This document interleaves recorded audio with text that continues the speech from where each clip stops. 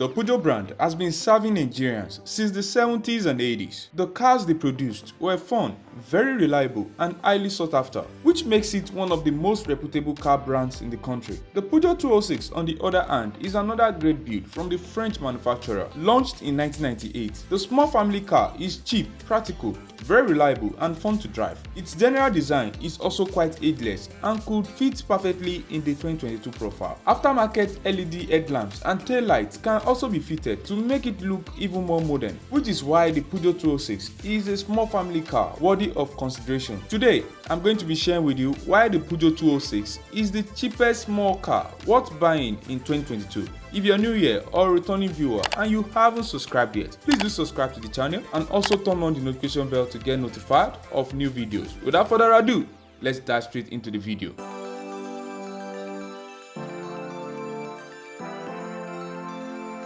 1. They are very cheap. The 206 is one of the cheapest used cars you can get in Nigeria right now. Though they have gone pretty much more expensive in the last few months, but it's still quite very much affordable, with clean used foreign examples still going for as low as 1.5 million naira and locally used examples for as low as a million naira and even less, which is not a bad deal considering how crazy used car prices are in Nigeria these days. If you want a cheap small family car, the Peugeot 206 is definitely a great deal. The 206 is surprisingly reliable. It's true, most 2000s Peugeot models don't have the best reliability track record in Nigeria. Models like the 307 and 407 are quite popular, but with highly questionable reliability status. But the 206 surprisingly outweighed that record. Definitely, you aren't getting the solid, indestructible, legendary reliability status you get from a Toyota Corolla, for instance. But for a French car manufactured in the late 80s through the early 2000s, the 206 is pretty standard in reliability, but you do sometimes get the regular electrical failures of Peugeots in this era, but it's rare on the 206. It's a 3 out of 10 car issue. A friend of mine owns one of these and haven't had any electrical issues since like his 4 years of ownership, so it's a pretty solid car. Low maintenance costs. Living with a 206 wouldn't break your bank account. It's quite a cheap car to maintain. Replacement parts are everywhere and easily accessible. It's inarguably one of the inexpensive Peugeot models to own. It's a small car with an absolute reliable engine, and all that will be required most times is simply regular scheduled maintenance. And even a trip to the mechanic or shop will definitely not turn out fatal on the pocket.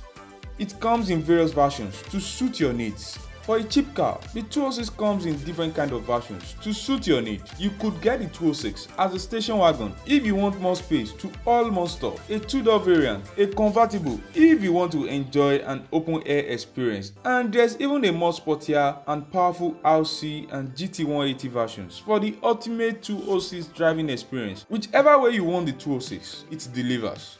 It's small outside, but the inside can fit a whole lot. When it comes to interior room, the 206 absolutely delivers. It's a practical small family car and can conveniently fit 4 adults and a considerable amount of luggage. But the back seat isn't really a too convenient place for tall adults, especially for long distance journey. But for city drive, room is definitely okay.